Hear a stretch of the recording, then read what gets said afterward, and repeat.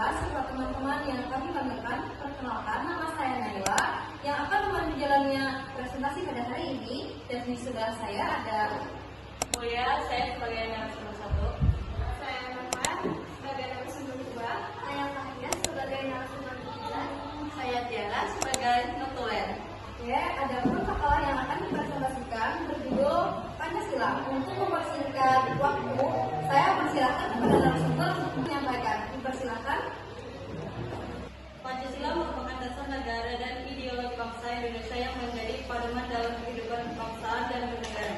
Nilai-nilai yang terkandung dalam Pancasila mencerminkan kepribadian bangsa Indonesia serta menjadi landasan dalam menyelenggarakan pemerintahan dan kehidupan masyarakat. Di area globalisasi saat ini, perkembangan ilmu pengetahuan dan teknologi membawa berbagai pengaruh terhadap kehidupan sosial, budaya, dan normal generasi muda. Tidak sedikit perilaku yang menyimpang dari nilai-nilai Pancasila, seperti menurunnya rasa persatuan, kurangnya sikap toleransi, serta lemahnya kesadaran dan akan tanggung jawab sebagai warga negara. Pembahasan inti Pancasila merupakan dasar mengenai ideologi bangsa Indonesia yang menjadi pedoman dalam kehidupan bangsa dan bernegara. Pancasila terdiri dari 5 sila yang mengandung nilai ketuhanan, kemanusiaan, persatuan, kerakyatan, dan keadilan sosial. Nilai-nilai tersebut mencerminkan kepribadian bangsa Indonesia dan menjadi dasar dalam bersikap serta bertindak. Pancasila lahir dari hasil pemikiran para pendiri bangsa dalam sidang PPUPK di tahun 1945 pada tanggal 1 Juli 1945. Insinyur Soekarno menyampaikan pesan tentang dasar negara yang kemudian digelar sebagai Pancasila dan secara resmi ditetapkan pada 18 Agustus 1945. Berdasarkan latar belakang yang diperlukan, masalah dalam hal ini adalah yang pertama, apa yang dimaksud Pancasila sebagai dasar negara dan ideologi bangsa Indonesia, serta alasan Pancasila menjadi kedudukan yang sangat penting dalam kehidupan bangsa dan negara. Kedua, bagaimana sementara lahirnya Pancasila sebagai dasar negara Indonesia yang melibatkan keberagaman bangsa.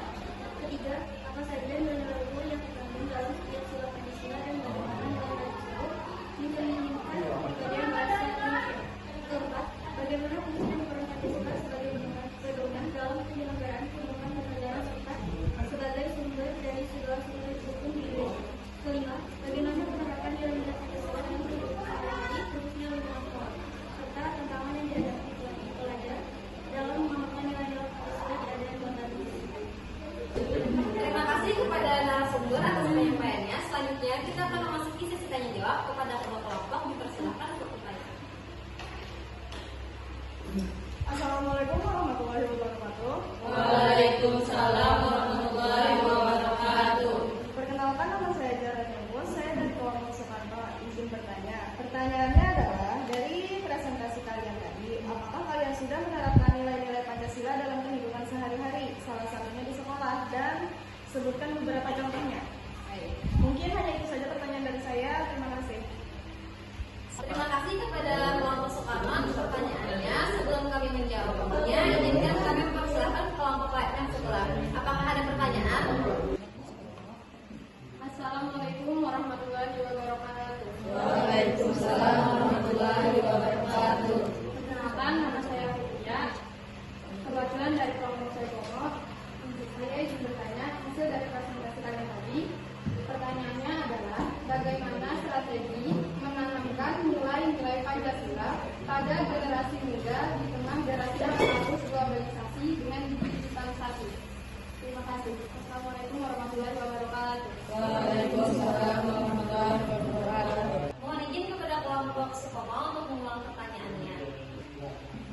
Baik, saya akan mengulang pertanyaannya. Pertanyaannya adalah, bagaimana strategi menanamkan nilai-nilai Pancasila pada generasi muda di tengah derasnya arus globalisasi dan digitalisasi? Dan Baik, terima kasih atas kelompok Soekarno atas pertanyaannya. Kami akan berdiskusi untuk menjawab pertanyaan dari kedua kelompok.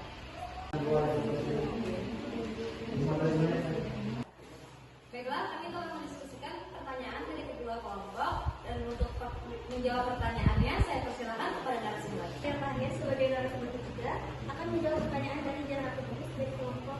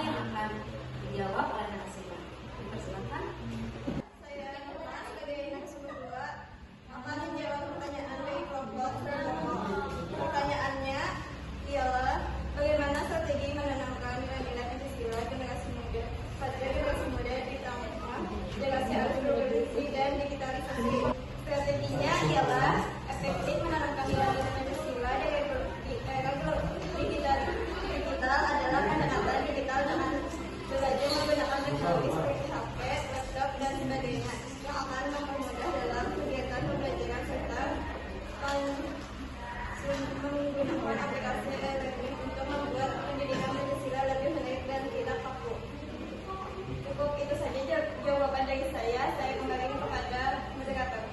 Terima kasih kepada narasumber atas penyampaiannya. Apakah dari kelompok Supomo sudah cukup jelas? Baik, terima kasih atas jawaban yang telah diberikan. Saya rasa sudah cukup jelas.